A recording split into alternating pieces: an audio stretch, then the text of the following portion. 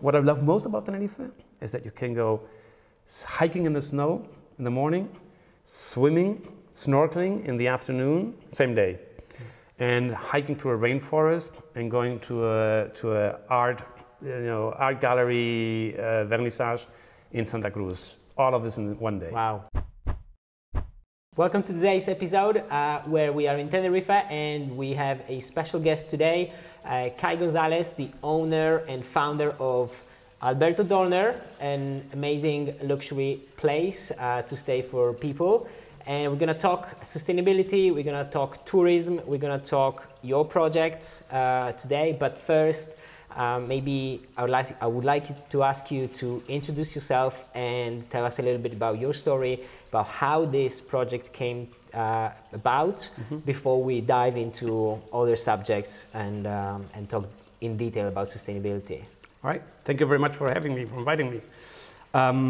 So we got into this basically because of our personal history, right? Because we're from the island, moved away for many years, and when we came back, we were shocked to see that some part of the island, the south specifically, was taken over by mass tourism. And we spent a lot of our childhood in the south. So it came as a shock to us. And so we decided to do something about it. And the opportunity came up to buy something here in the north, on the north side, which is almost unspoiled by tourism, especially mass tourism.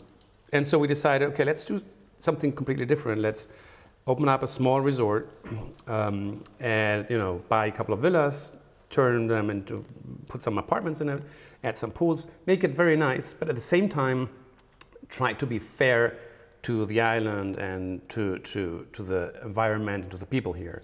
So, and that's what we've been trying to do all the time ever since 2008 when we first opened the first villa. It's really about being part of the community and not exploiting it, but working together with everybody else and have everybody participate in what we do. Right. So this project launched in 2008, but correct. You spent most of your life abroad, living correct. away, and have you been visiting Tenerife in between? And sort of this idea was cooking for a while, or you got inspired somewhere else in the world by doing? Yes, yes to all the above. So it was started, so we bought it in 2006, we opened it up in 2008 after rehabbing it. And actually at the beginning we didn't have a real plan. My brother and I bought this. My father was on the island, both my brother and I. He's in Switzerland, I used to be, back then I was in Chicago. And well, my father took care and started renting it out, very low-key, very simple, with no further thoughts about the whole thing. While I was in the US, I started to learn more about sustainable hospitality and getting more into it. And so at some point we decided, why don't we try to do this? And I was coming back every year, and every year I was getting more and more depressed with how the island was evolving. And so when this opportunity came up, we really decided, okay, let's do that. Let's combine those things, right? What I've learned abroad, our family tradition, which is very local. We really love the island. We love the traditions. You see all the barriques here. We love wine. This is vinegar that we make. This is vinegar that I make. We have salt. So we love the local food, traditions, culture. And we wanted to preserve it because we're worried it's fading away. It's not so much fading, it's diluting in the mass and the river of people coming here. And I'm an immigrant myself, so I'm happy to have people from all over the world. It's just a matter of how you behave where you go and what you do and how much you bring with you and how much you take away and sure. how you do this. Sure, right? We're going to dive into, talk more in detail about this in a second. But first I want to talk a little bit, because when you say to people Canary Islands or Tenerife, right, they have this image of, well, everybody has a different image, but a lot of people have it, beautiful weather all year long, maybe all-inclusive hotels, maybe, a couple of ideas of what they can do. Can you tell me about, a little bit more about how Tenerife used to be and what has changed, and how this landscape changed over the few decades only? Right. So I can tell you, when I was a kid, I grew partly up, for a large part actually, in the south, what is now a big tourist resort. And back then there was nothing. There were rocks, there were some plantations, banana plantations, and the ocean. And we could roam, we could run freely through 2, 3, 4 villages. And villages were 20 houses on the coast with fishermen living in them, without crossing, seeing a car, of course, without hotels or anything like that. I remember the first time I was flying somewhere, and I was already 18 years old or 16 years old, and I remember in the airplane reading a newspaper that mentioned our area of the island. It was the first time, and I remember thinking, why would anybody be interested in this little place at the end of the world? Well, that was the beginning of it. What year was it roughly? That was probably, if I was 16, 1984, 85, when tourism started actually. And right, I read this, and I'd say a year later, construction started. And it started off slowly, and at the beginning everybody was like, was happy. It was bringing work to the local people. And to be fair, the living conditions for most of the islanders have improved. Tourism has brought some money to the locals, but also it has brought a culture of studying, of progressing life, of more social justice. Back then it was a very unfair society in a way, right? A few rich people, a lot of people working for the few rich people. So that has changed in a good way. Basically everybody goes to university now. You can have your kids, progressing in life. But the environment suffered a lot, and the community suffered. Because small villages with 20 houses now are big resorts with thousands of people there. Yeah, for sure. Today we talked a little bit about earlier. The resources that the island has to offer were good enough when the island had 500,000 people. Right. So the tourism brought a higher standard of life, but it also put a stress on what's available here for the local communities, because tourists come and they leave after 2 weeks not thinking about what effect it has. Right. And what effect did it have on the island? Well, the biggest impact you can see right away, of course, construction on the coast, right, on the south coast. That was brutal. There were many places that I would think today would be natural parks because they had very specific endemic flora. And this is a small island with a lot of microclimates and a lot of climatic zones. So you might have an ecosystem in some part of the island, and as soon as you start constructing there, it's gone. And that has happened. The south doesn't exist anymore. Even the local architecture, the south had a more North African architecture with small white houses, small windows, patios. That has disappeared. There's almost no houses like this left in the south, right? So that's one of the biggest impacts. As in terms of resources, of course, the biggest resource for us, the most important one is water. We're an island. All the water comes from the volcano, from snow and rain that filters through the volcano into the ground. And that is tapped with pipes going into the volcano to provide water for the population. And that was all right for many, many centuries. Yeah.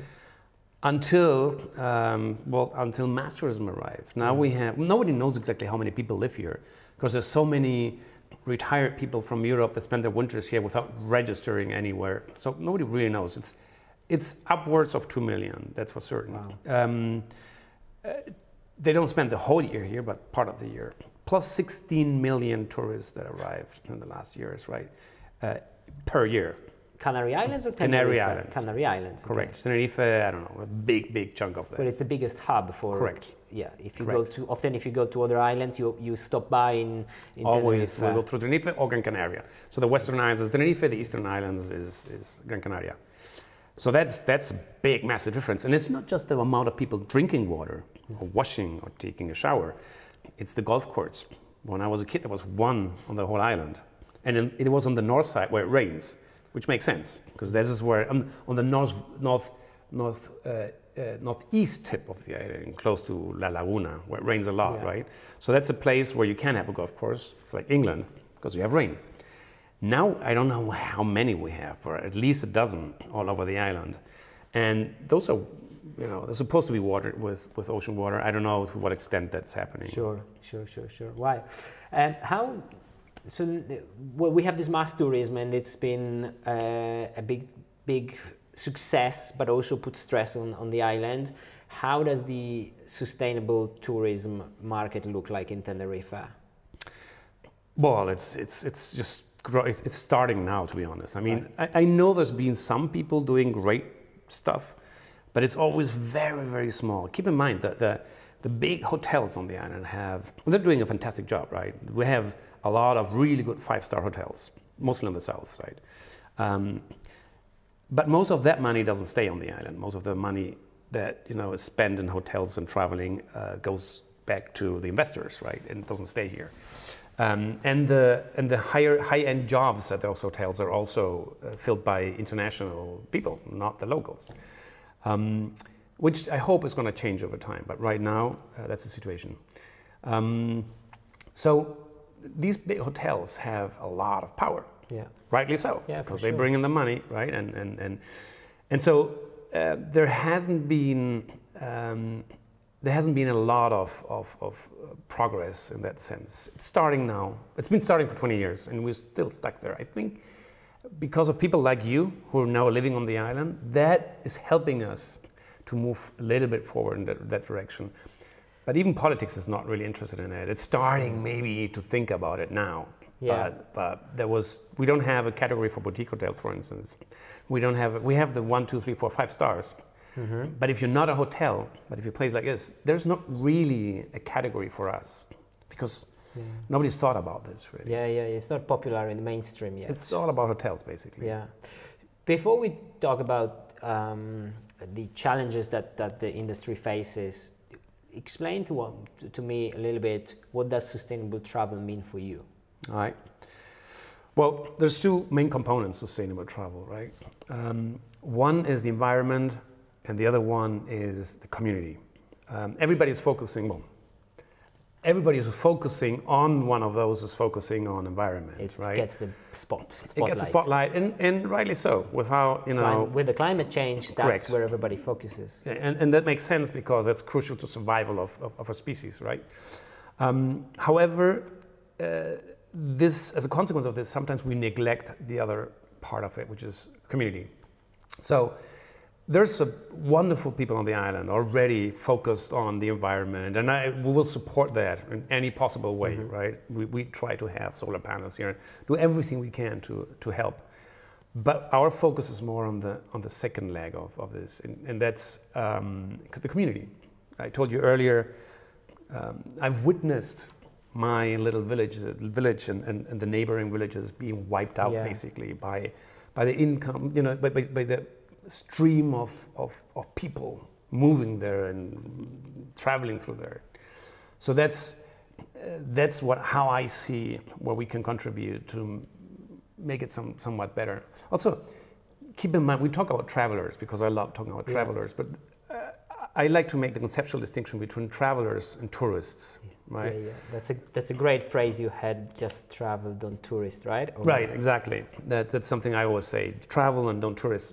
The difference is, if you think it was an historical difference, so in the 19th century, when people traveled, they took some time. And the goal of traveling back then was exploring a place. So getting to a place to get to know that place, to be part of that place, to be part of the community.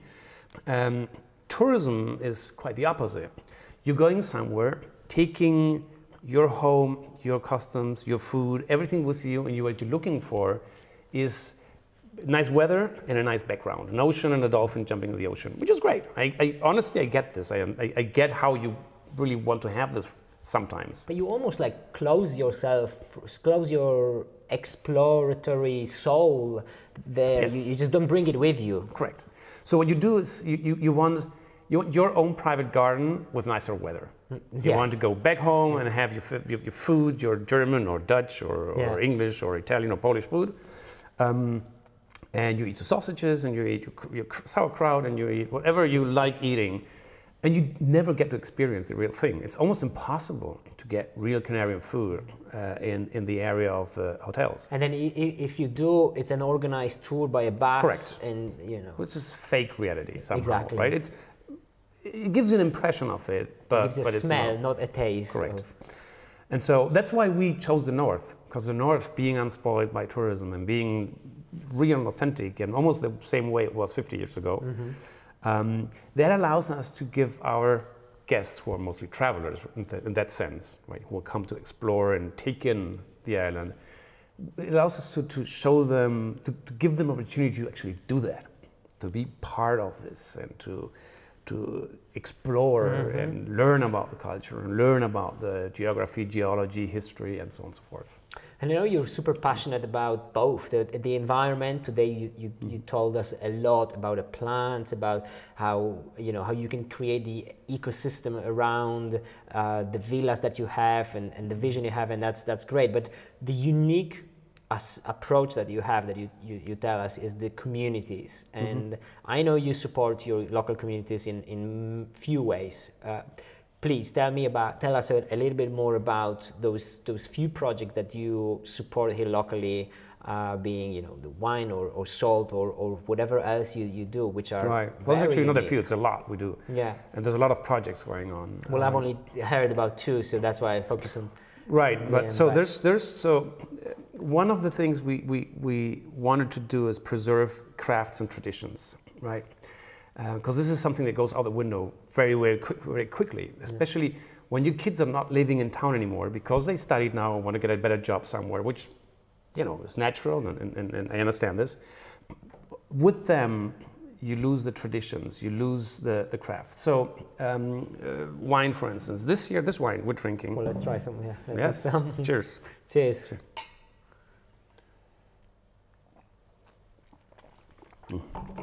This is a local wine. Delirio Loher. Can you get it locally somewhere here? Yes. Okay. Loher is a small bodega on the north side in La Victoria, and the winemaker, the enologist, is a woman, which is also a recent development that never happened before.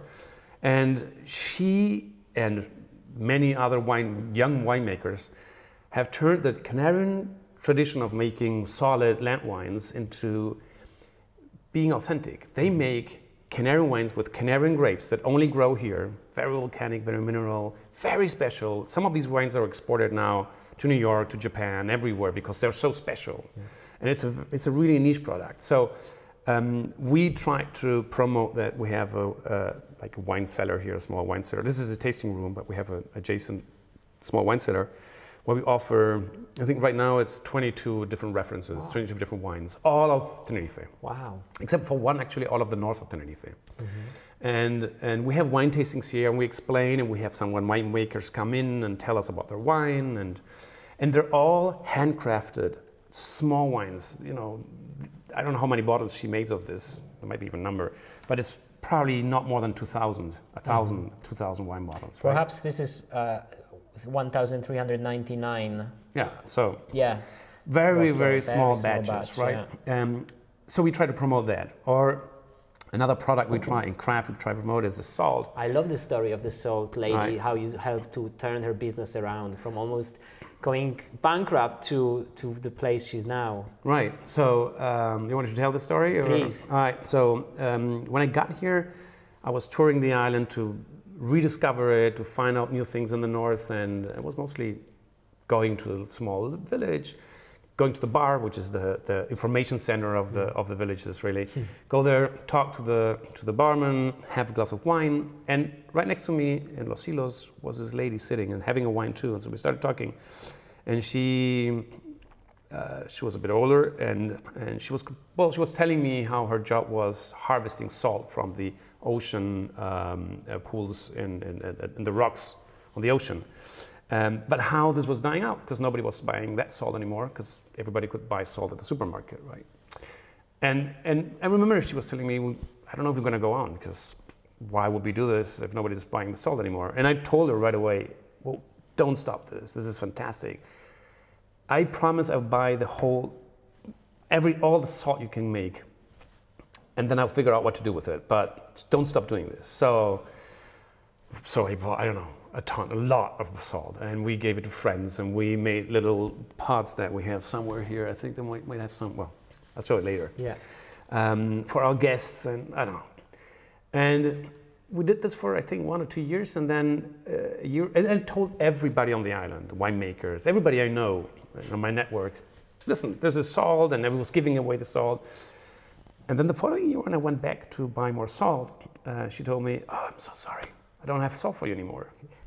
Why? What happened? I said, "Well, this guy, one of the winemakers, who makes fantastic wine as well, came, bought all of it, and it's going so well now that they have young people working with them, nice, learning the craft and continuing the business." Wow. Yeah. Yeah. So that's a success story, really. And that shows you how easy it is sometimes. Yeah, how you don't need a lot investment, a lot of, I mean, no, you've invested, but you don't need a massive project. You need there was no organization behind it. I just went, bought the stuff, yeah, and then my wife and I spread the word, and then my wife and I figured out what to do with the salt. Yeah.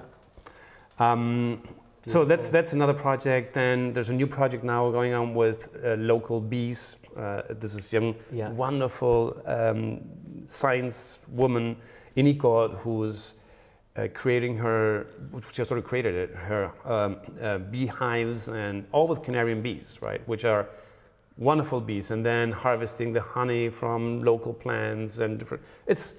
So all of these things we support and try to include our guests and these businesses, and we try to be a bridge between, yeah, the culture and the travelers. To everyone who's watching or listening, we're going to try to link below all the local businesses that we mentioned, so you can have a look at the website or the links to buy or whatever, support in any way that you can.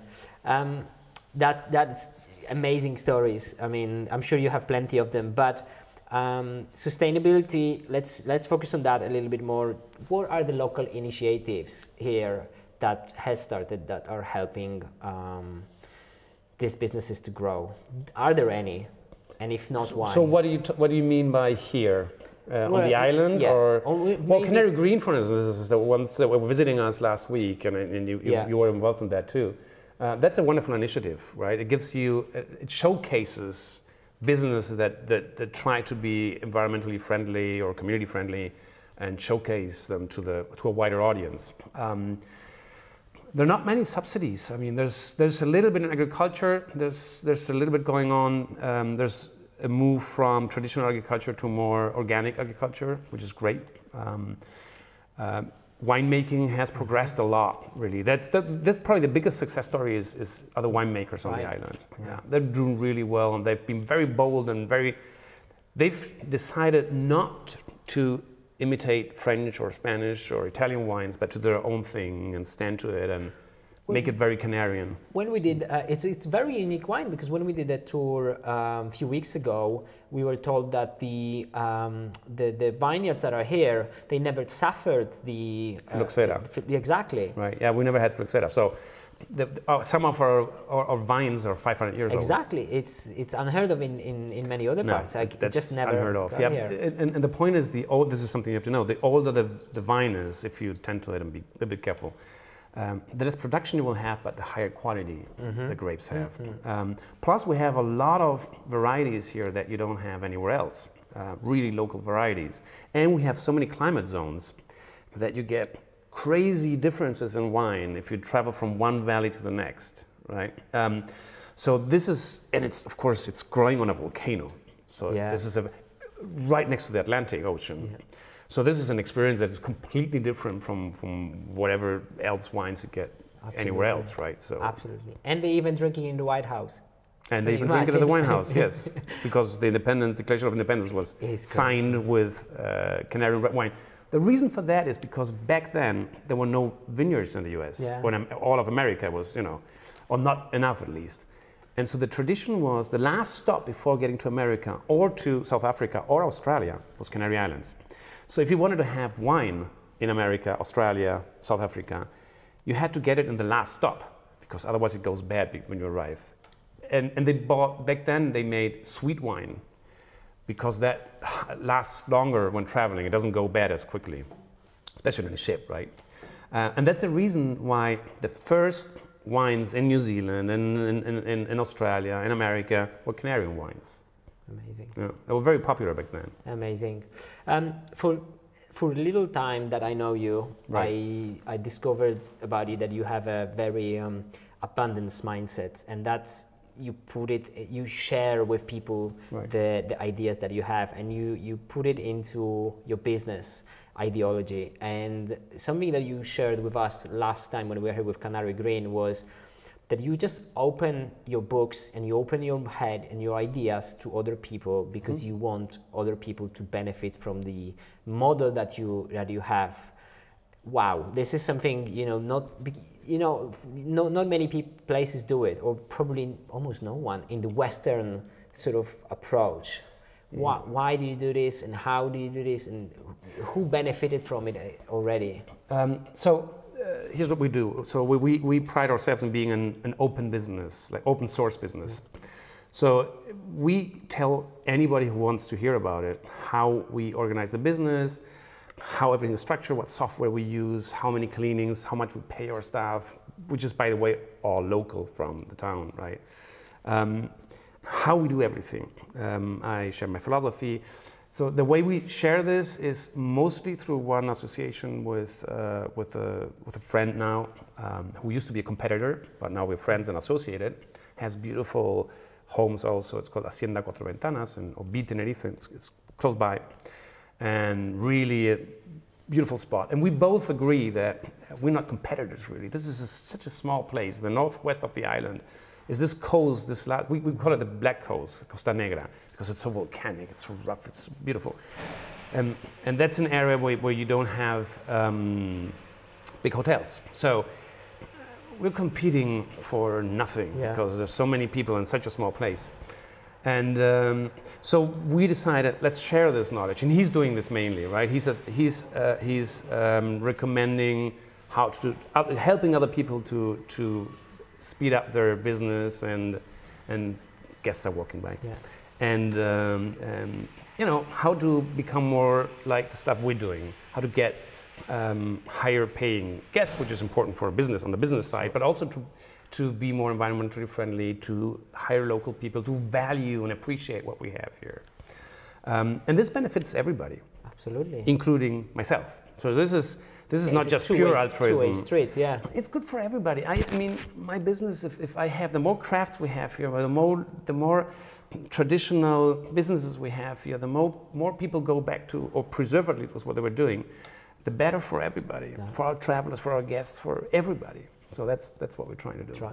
Amazing. And you, like you said, you have already one, someone who you collaborate with, and you're starting to create a little bit. We have correct. There's a lot of information, and there's like a protocol and a lot of information. And yes, this is passed out to whoever is interested in learning how we do this. Yeah, great. You've also, like last time you mentioned that you've automated your business quite a lot.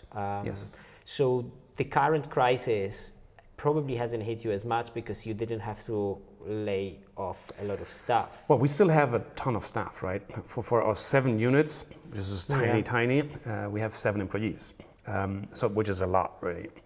The reason for that is that it's 2 reasons. One, we want to give the best possible service to our guests, right? I always say that this is the most valuable time of the year for someone. It's when they go on vacation, they really want to relax, they really want to enjoy, have a good time. And anything that is not top quality is going to spoil their 2 weeks of experience of this year. So we have a responsibility to give our best, and that's why we have so much staff. But also because we want to share with the community. So if we make enough money, we have guests that pay quite a bit of money to stay here. We want to give back to the community by hiring local people. We weren't hit as badly, not because of our economical structure, which is also true because I automated a lot of things, I can tell you in a second, but also and mostly because we always had guests, except for the lockdown in Spain when we couldn't. Sure. But even in that, actually, we still had guests that stayed a bit longer until they could leave. But after that, we've been busy all the time. Right now it's full, right? Due to the privileged COVID situation in Canary Islands, which is very, very low, but also because you've been in the apartment, right? You have an apartment with your own private terrace, your private pool, amazing quality, air quality, and no noises. You have a great view and no people around. Right? It's no better place to be quarantined than your place. Correct. We were quarantined here actually. During the lockdown, we went and stayed here for the time of the quarantine inside the apartment, right? So that's why we weren't hit as badly. And I think this is true for all businesses like ours. So if you have a small space that provides a lot of private spaces, open outdoor spaces for the guests, and if we have a grocery service, for instance. So if you quarantine here, or if you come here because you're worried about COVID, someone does the groceries for you, so you don't have to go to the supermarket, which is good for you and for the supermarket. Sure. Because they don't have a bunch of people going in and out, right? In and out. We have a guide that takes you out, private guide that takes you out, not 15 people on a bus, which would be crazy at these times, right? So I think that's why we did pretty well during this time. What good do you think can come out of this crisis for Tenerife? I wish, I wrote an article on this. Yes. Of course, my hope is that we change the model. This is an opportunity to realize mass tourism. Mass means a lot of people in a small space, a lot of contact. A pool with 600 feet in it is not a safe place in times of health crisis. And I don't think this is going to be the last one. I wish, but I don't think so. The demographics of the world is exploding. There's more and more people, less and less space. We're destroying the environment, which means more pressure on human communities. So we're probably going to survive this and the next one and the following one, but we have to adjust to it. And I think this is the way to go in the future, where you have less pressure on the environment and less people, in a big bunch together. So I was hoping that the tourism industry will slow. This is something you cannot slow from one day to the next, but maybe this helps us to change our mindset. Yeah, it's been now 8 months? No, it's a long time, and we're still facing quite a bit in front of us. Yes. What is in your opinion, the future of sustainable tourism here? Which way is the sustainability going in Tenerife? It's going in the right way. I'm absolutely convinced it's going in the right way. Things take time. Here's the thing. I'm always very critical with my own island because I would love it to be sustainable and have everything right now. Hundreds of projects in your head, and you have visionary here on this island. We try to, push forward. But to be honest and fair, think about, we're talking about 40 years since the first tourists arrived in the south of the island. So we had this massive explosion of tourism on the south of the island, which changed the economy and brought in a lot of money and a lot of people. And now we're asking this big machine that's really massive to stop and turn around and do the opposite. And it's just going to take time. I think most people are aware of this, especially most locals, understand that we cannot keep going on like this. It will take some time to adjust the economy and production methods and maybe the broader mentality to change it. But I think even big hoteliers would agree with me that if they had to build something new, they wouldn't go for the big hotel with all these rooms. And actually we can see it. You've seen it maybe in the south. The new 5-star hotels are all still big resorts, which I'm not a big fan of. But with a lot of space, with more villas, bungalows. It's a different style now. Yeah, so at least that's a good thing. That's changing, yeah. Okay, well, as we're going to sort of end of our conversation, let's spread the vision a little bit. The wildest and the project that you would like to see happening in Tenerife. Or in Canary Islands, maybe. Yeah, well, of course, what I would love to see is a change in industry. So what I would love to see is less mass tourism and more selective travelers. Travelers that I've described earlier who want to explore the island, who want to take in the traditions, who are respectful of the traditions, who try to be part of the solution, not the problem. And that means, and I would love to see that, turning the wheel a little bit back. So we're still building new roads and new freeways for big buses and big hotels. And I would love to see the opposite. I would love to have smaller roads, more paths where people can walk, take a bike. I would love to be able to walk to the south, which I used to be able to. Now it's impossible because the road is full and there's no pedestrian path or hiking path or something to get there. I would love to see less airplanes and more expensive flights, but people who know what they're coming to do here. I would love to see less people coming for 3 days and more people coming and spend 2 weeks in a row. I mean, we have a lot of people who come for 3 days, and I love them all, as you can imagine. But I think it's much better for the island and for the traveler too, to be here 2 weeks and take time to explore things and to enjoy it in a relaxed way. I think we fell victims a little bit of the sort of low budget travel, about a decade ago, or maybe even earlier, and those kind of idea of a city break. Right. Yeah, where everybody was going just for the weekend, take maybe Friday off or half day off, fly Friday, maybe, come back Monday or Sunday. Right. It became very convenient, but with nobody thought about harm it might cause to the environment. Correct. And mostly the environmental costs, really. Yeah. No. And in big cities, here's an interesting thing, right? When people travel for a weekend to Paris, say, you live in Poland, you say, oh, cheap flight, let's go to Paris. If you do that for a weekend, you don't plan to see all of Paris and do everything in a weekend. But when people travel to Tenerife, because they think it's a small island, and it's true, it's not a big island, but it's a very diverse island. They ask us, okay, tell me the most important things. We have 3 days, we would like to learn everything about the island. And it's impossible, you know this, we've been living here. It's not big, but it's so diverse, and every valley is so different. You need time. Actually, if someone is here for 3 days, I would say pick one of the things. Actually, I would say, stay here, don't even rent a car.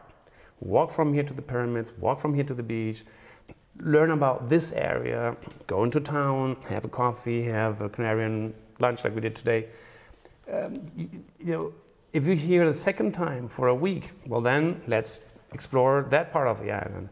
But this obsession with, I need to see everything now, right away, you're not gonna take away anything. Yeah, I mean, if you're coming from a city for a break and all you do is come here and run again, what's the point, right? Like you're coming here to slow down a little bit because that's the lifestyle and what you can explore here in 3 days. And if you want to do everything in 3 days, that means you're driving all the time. You need time and energy, and you run out of both in 3 days, yeah, right? You're just ticking boxes when you're just running, and that's not the point. I think so, yeah. I think that's not the point. And I would love to see that those things change a little bit. Yeah. What's the future for you? Like, where do you bring it forward? What's next? This is amazing what you've created here, but I'm sure I know you have a head full of ideas. All right, so going from smaller to larger, we're starting hopefully very soon with a fantastic project with a great friend and very highly admired architect, Fernando Menis. I told you about him. We visited the Drago Park. He's built several iconic buildings and projects in Berlin, the pool and the spray. Really fantastic architect, very conscious of the environment, building locally with local materials, and very beautiful buildings. So we're starting to build a small building next door, which is gonna be like terraced and caves into the mountains so that we are barely visible from around, and we have a low impact, right? With solar energy and recycling and everything that comes with it nowadays. No air conditioning, like we have here, no air conditioning because of our environmental commitment. That's the first project. And I would love to build a little bit more or rehab some of the houses in the neighborhood, which is a small neighborhood. Mostly, to be honest, to take advantage of the local situation, and so we can develop this and offer more services, but mostly to prevent other people from going crazy here and building something horrible. We have 2 big pieces of land that we won't build on, that we want to turn into parks, right? Maybe there's a tennis court here or there or something, but in general, you know about my passion about plants and botanics, and so I would love to have a canarian, actually not even a canarian, and then a local endemic garden, just plants from this area, but in such a way that you can walk through and enjoy them really to the fullest. Then expanding a little bit more, I would love to take on some more complex projects in Santa Cruz, in the capital, but also involving the community and things like that. And then we'll see. This is plenty for now. Right, okay. What's your favorite place on the island? Well, favorite place is the diversity of places. Okay. What I love most, I remember when we moved here we were living in England and London and France and Germany and everywhere for more or less time. In Chicago for 10 years, in Germany for 10 years. When we moved here, I was very worried I would feel, stuck here. But it's absolutely not the case, because I still, after 4 years being back here, I still discover new things all the time. That's why I was telling you, it's impossible to explore the island in 3 days. It's just ridiculous, it's impossible. There's so much stuff to figure out. And so what I love most about Tenerife is that you can go hiking in the snow in the morning, swimming, snorkeling in the afternoon, same day, and hiking through a rainforest and going to a art gallery vernissage in Santa Cruz. All of this in one day. Wow, yeah. That's what I love about it. That answers my almost last question. Why should people visit Tenerife? Why should people visit you? Because that's variety of the attractions that there are. I mean, the climate is a blessing. We have very good climate all year round. And I always say, we don't have seasons here. We don't have spring, summer. You drive into, we have all 4 seasons all year round. You just drive into a different season. You want winter? Well, drive up the mountain, you'll see. It gets really cold. That's true, yeah. You want spring? Well, drive to Anara. You want, so this is the beauty of especially of Tenerife, which is the most diverse of all of Canary Islands, right? The south is fantastic, the north, the northwest, all of it. I think, and also because we have always some mild climate or hot climate on the island, you can come here any time of the year and go hiking and go snorkeling and do outdoor activities, but you can also go and try new wines in wonderful small wineries that nobody knows about. You can have, I take my guests sometimes to Huachinches. Tomorrow I'm going to go actually, which are small wineries that produce their own wine, and you eat homemade food in a back patio on a small wooden table. Those experiences, I think, this is the place to get priceless them. Place. I agree. Yeah. Well, I'm sure you've inspired a lot of people to visit the island and not to go through the beaten track and just go. But last thing, where can people learn more about what you do? Where they can find you? Let's give some details where they can go. Website addresses. Right, maybe you can put them below. I will definitely put them. So the name of the project is called Alberto Dorner and extends beyond these apartments and the villas. It is we have our wine, we have our salt, and will have more projects. I see Alberto Dorner more as of a curating organization that selects special experiences for travelers, for slow travelers if possible. And lodging is one of them. You can stay here and as your home base, and from here explore the island, and we'll assist you in that. You can find us on Instagram, Alberto Dorner. You can find us on Facebook, Alberto Dorner. You can find us on our website, Alberto Dorner. Twitter, LinkedIn. Right. You're everywhere. Good. We're everywhere. We're not super active because we don't have the staff to do that, but we will get pictures almost every other day and news all the time. Yes. Sure. Well, great. It's been great. It's been great to learn from you about everything about Tenerife and Icod de los Vinos and the heritage that is here. Thank you for your time. Thank you very much. It's been a pleasure. Guys, if you want to find out more, follow the links below. Search Alberto Dorner on any social media platform and you will find details. And we're just going to have some more wine now. Thank you very much. Thank you very much.